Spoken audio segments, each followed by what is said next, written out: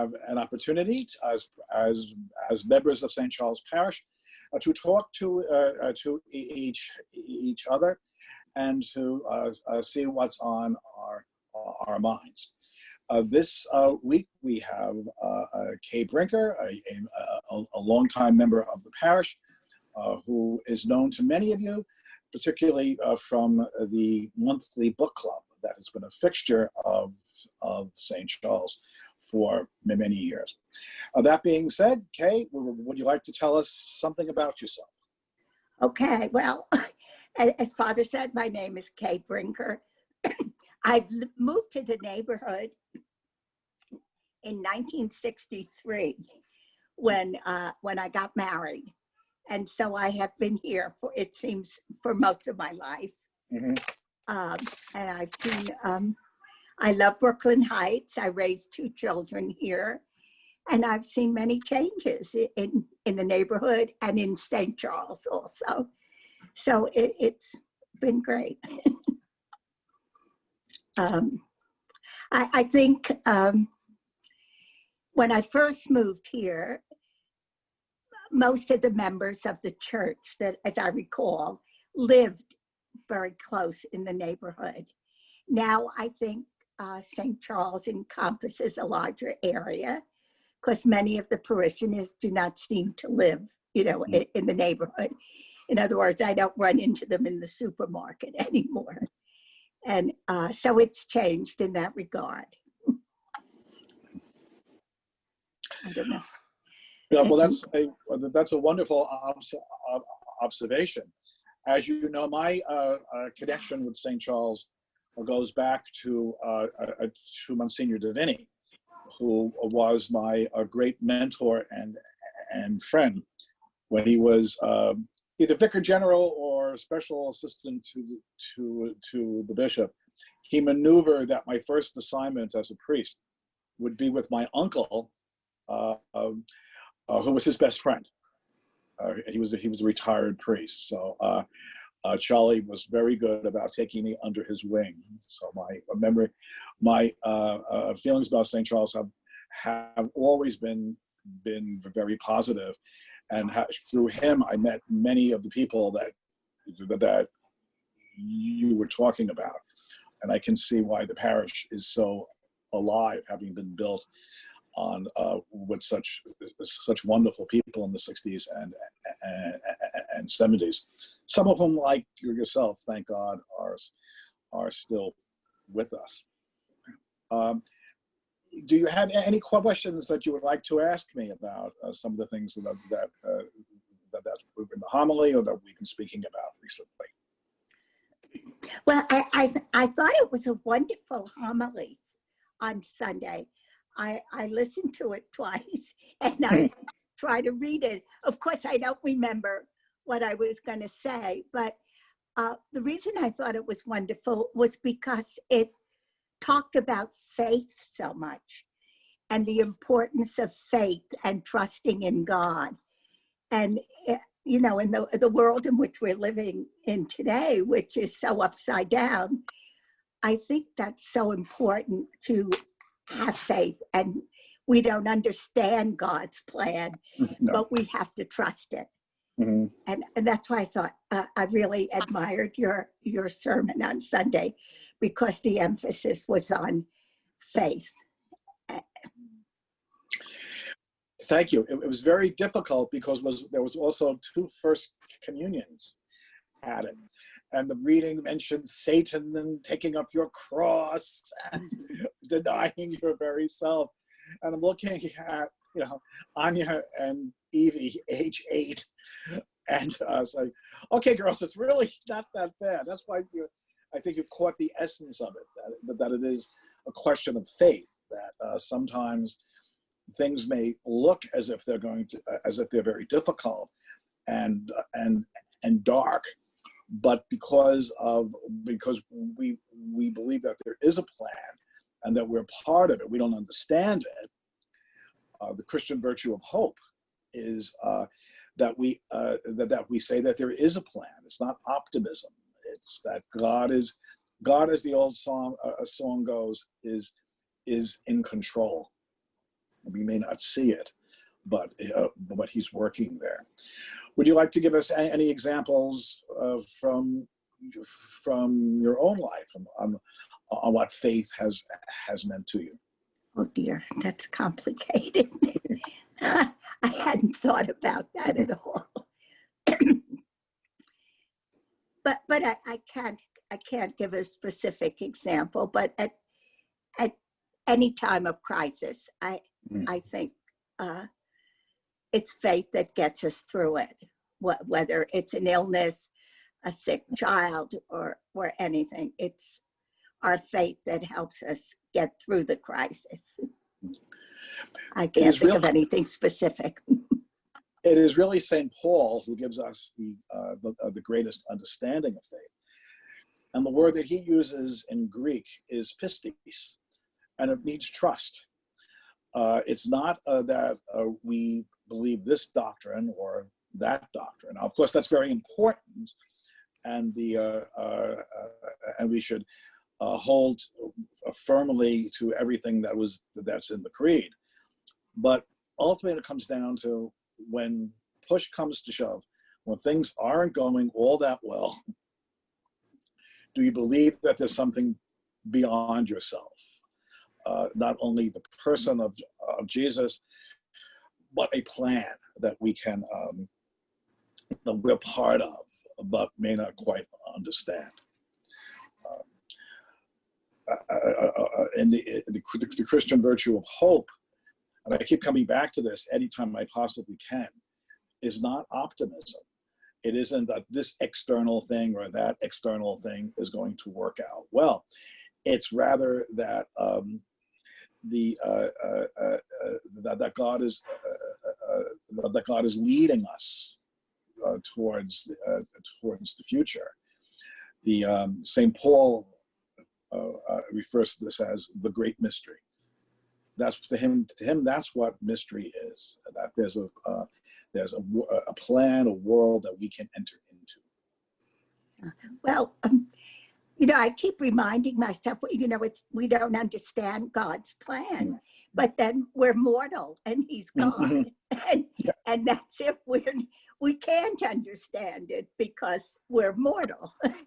and we just have to trust it, which is you said quite often in your sermon on Sunday, to trust in God. And I think we have to get back to that a lot in the church, because there's an awful lot of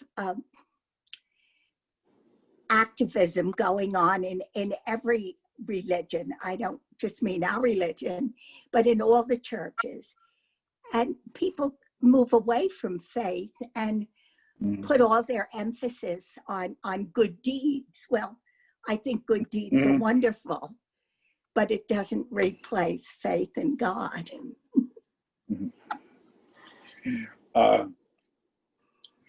We mentioned Monsignor Divini, and he had in his bathroom, I don't know why it was his bathroom. Maybe it was just that he had to see it every morning when he shaved, but it was, beware of faith that puffeth up. If you think, if your faith just makes you think more of yourself, then maybe it isn't faith in Jesus. We have to, of course, act with charity. I spent the morning with the food pantry, which has now moved to the back of the church, and I couldn't help but notice it's been taken over by a number of people in the parish. And when it was just some of us throwing food into bags, it went very slowly. These people have it so organized that we filled 120 bags with food for 3 people for 3 days in under an hour. Now that's pretty good. But it was people using their intelligence and their ability, building on their faith, to do something that is extremely good, particularly in this day and age, that we could that we can be certain that at least some people who are going to get a full meal. Yeah. I think you read, or I've read in the papers this week, some remarkable stories about how people have coped with this pandemic that we're living through. And some of the stories are amazing. I read recently about a young man who had sisters and brothers. I guess there were three of them. And both his parents died, and he was all set to go to college. And instead of going to college now, he's out looking for a job so he can take care of his brothers and sisters who are younger than he is. And I thought there's a lot of these remarkable things going on in people's lives that we don't know about.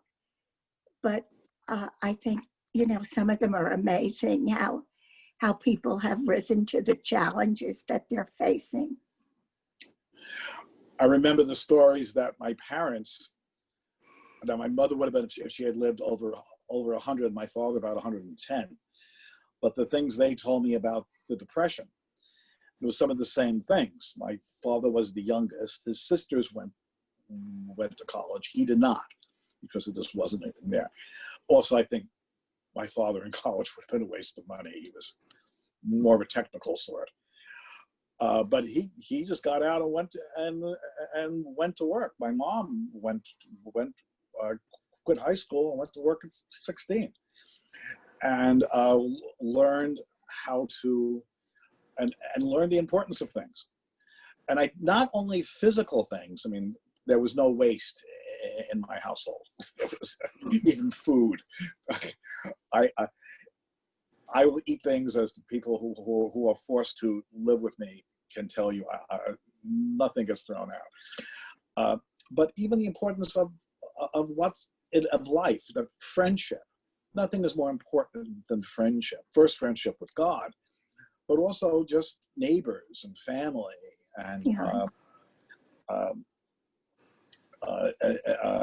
being connected in that way. And maybe, as you say, we lost some of this, and hard times might bring us back to the understanding of the basics. But that's so true. And when the pandemic first happened, we all thought, oh well, I can't go to the theater anymore. I can't eat out or anything. But then after a while, you realize the only thing that's important are your family and friends. And it doesn't matter whether you go to the theater or you don't go to the theater. What matters are your family and your friends. So your values start to change. Yes, which is not to say that the first, I'm going to be the first online to the opera when it reopens. No. Yeah. This also brings up the church, because as you remember, I said that no parish I've ever been in was working as well as St. Charles the week of that the pandemic hit, and they told us that we have to close. That day, in fact, we had plans for a meeting for actually one of the most populous groups in our neighborhood, young professional people with children who are not in school yet. You have a good 30 families, and we were even planning for that. And then this hit, and the momentum, I can even see it on Zoom calls that people, even if they go on them, they're really not that thrilled being there. And I remember Peter saying to Jesus, when he said that he had to pick up the cross, that nothing like this should happen to you. And I said, Peter was basically saying nothing like this should happen to him, Peter. But I have to admit that when I looked at, the momentum for the church and all of this will be weakened, it was, Lord, nothing like this should happen to me. Right. You said that. To this, nothing. Lord, it was going so well. How could you do this to me? And then I realized this was not exactly the way to look at this. If this is some part of this great mystery, then we have to rise to the occasion, yuck, and see what the Lord wants of us. When this is over, and if it ever ends and we get Yeah. back to things, to a new normal, do you think, what do you think the changes will be at St. Charles even? Well, I always say that it's going to be a refounding, which does give us the chance to look at what's really important. Now, what's important, of course, is worship. That we will need to look at how we worship. This also has occurred at the same time as a decrease in priests. We lost a few, frankly, either to death or to illness during this. As we've seen with these, with the rosary that we've done some days, and Vespers on Friday, the lay people are going to have to take more of a more of a leadership role and actually worshiping. And I was never a big fan of the rosary because I'm dyslexic and I have troubles counting. And I've embarrassed myself so many times over the years getting the numbers wrong, that we have this wonderful program. It's just, I have become such a fan of the rosary. I wait for Mondays and Wednesdays now for that. But Vespers and a number of other things, people are going to be leading worship more. We just won't have the priest. I presume that we'll have enough so that Mass can be celebrated on Sunday. Anything beyond that, you may be up on your own. There's also God's Word. And so we've been working, starting probably with doing something on Zoom on Bible study. If we're going to really know try to work into God's plan, we have to know His Word. And so people have been working on that. And also practical charity. Maybe we have to do more for our community. The food pantry is a start. Food pantry is kind of easy, though. I mean, today was just so simple that I said, okay, I think we got to think of more than this. But our young professional group has been investigating many things that we can become involved in our community to build it up, as social services are going to be reduced. Much I hate to admit it, I think some police services are going to be cut back, and we're going to have to take better care of each other. And if that doesn't come from the church, as an old priest once told me, close the church. It's an insult to God. So I think those are the things. Sundays probably you won't see that much of a difference. The rest of the week, a lot of difference. Okay. That's interesting. Mm. Well, it's something to plan and look forward to. And pray. And pray. And this will require everybody's participation from the young professionals to those of us with a little gray in our hair. A lot of gray in our hair. A lot more gray I have the most. in March. Because as has been said by many people over the years, you need the people who know the minutes of the last meeting. Someone who can say, you really don't want to do that.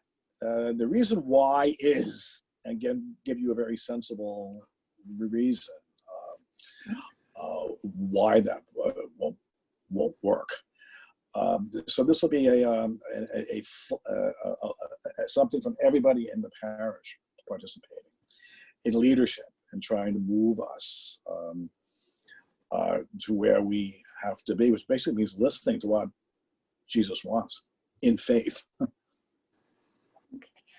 I also hope, since we had this discussion earlier, that more parishioners will join the book club.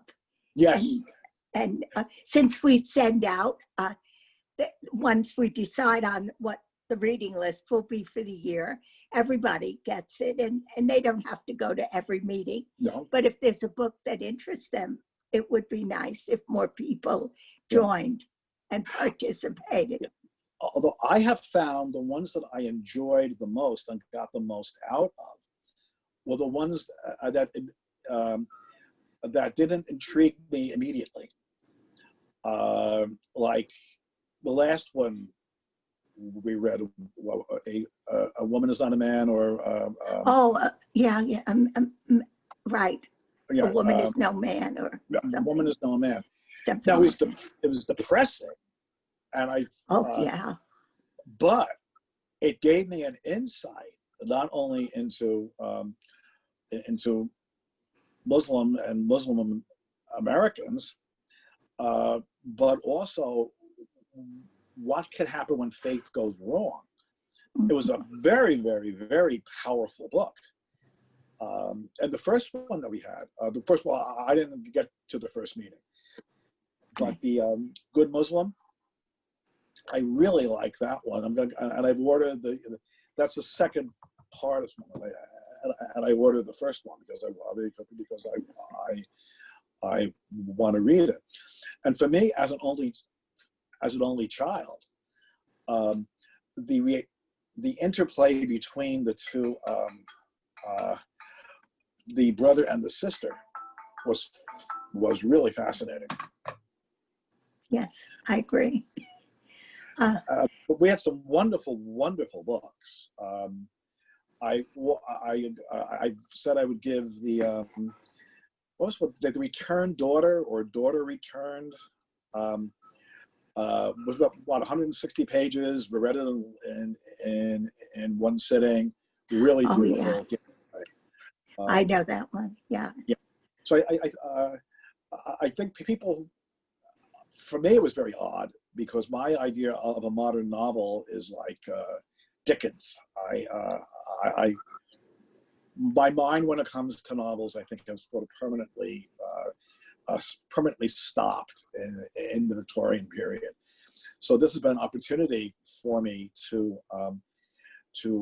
expand my horizon. So I just found it wonderful, and I would again suggest to people recognize that the books that are the women who are choosing these, it's mostly women and me, are smart ladies. They've been around a while. The books that they choose are really good. And even if it doesn't sound immediately interesting, you might find that they're the books that have the most effect. I'm really, really grateful. I've read more modern novels this year than probably any time in my life. Well, during the summer, I kept starting books that I thought, maybe we should read this, or maybe we should read that. And then I'd get halfway through and I think, I don't want to even finish this. So I'm not going to suggest it, even though it's supposed to be a good book. I'm going to suggest something that I've enjoyed. And that's what, not what I think you should enjoy, but rather what you did enjoy.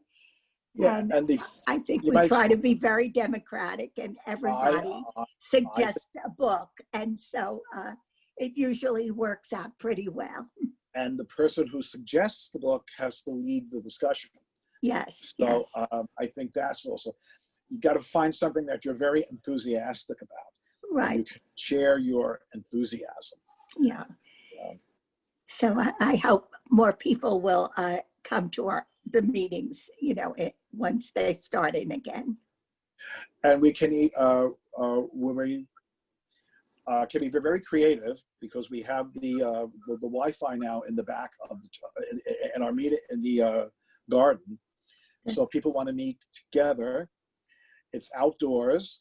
There's plenty of air, but if they do not feel that they're able to get to it, we can also have a link to it, so that there's no reason for anyone to feel that they're being excluded. Though we have people who do have significant pre-existing conditions and probably shouldn't be in a group, but we can reach out to everybody. That's great. That's great. Thank you, Father. That'll be nice. Thank Mike and Francis for basically everything that we've done since March. Because this is not my skill. Nor mine. No. Luckily, we have people who were talented and could rise to the occasion, and did.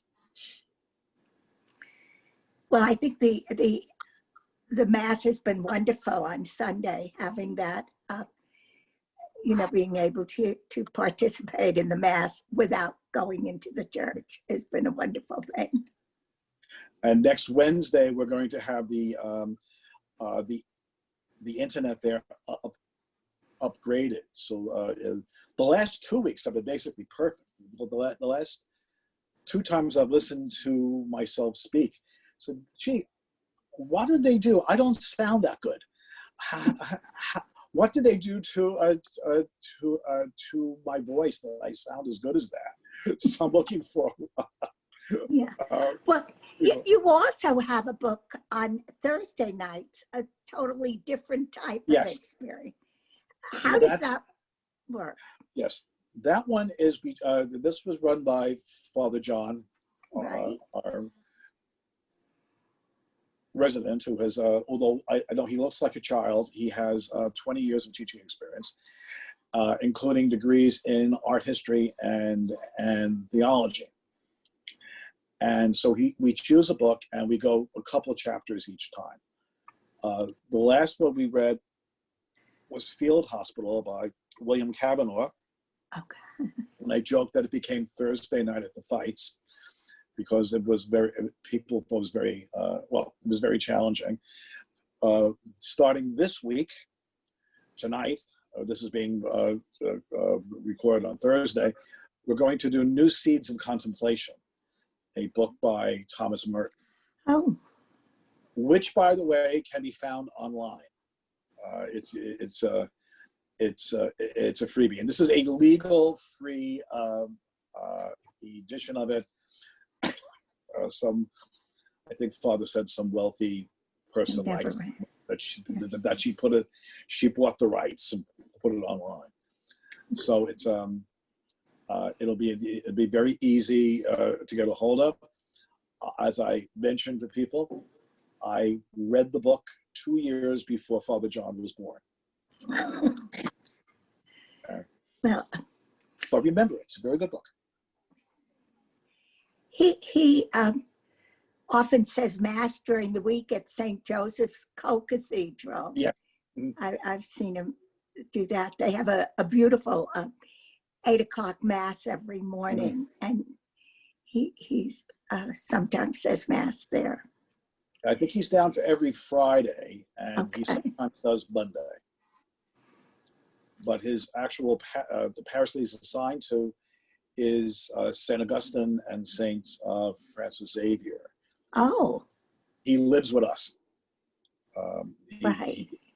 So he's not assigned to St. Charles. No, he's not assigned to St. Charles. He's assigned to the Sales Media, and then on the weekends to 2 parishes in Park Slope, which has been very nice because we've been both trying to.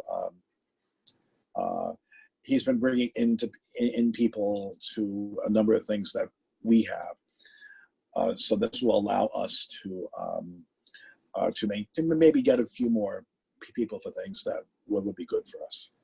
Oh, yeah, that's nice. Well, it's been wonderful talking with you. I look forward to the book club starting again. For those who are interested, the opening meeting will be on the 13th, I Yes. believe. Yes, right. At 12:30, which Yes. gives time from the mass to get to the Yes. rectory. There will also be a leaders meeting that day, but people can, our meeting, Oh, that's right. our meeting is always very short because we just, this is the short meeting. We just put out our books. And so both, if people who want can make an appearance of both. This used to be the one that everyone would go out to lunch afterwards, but Yeah. I don't think I'll get us a coffee cake, but Oh, so we'll just pray that it doesn't rain. nice. Well, thank you. Thank you for letting me talk with you today. It's been wonderful. And again, look forward to seeing you live and in person on the 13th. Thank you.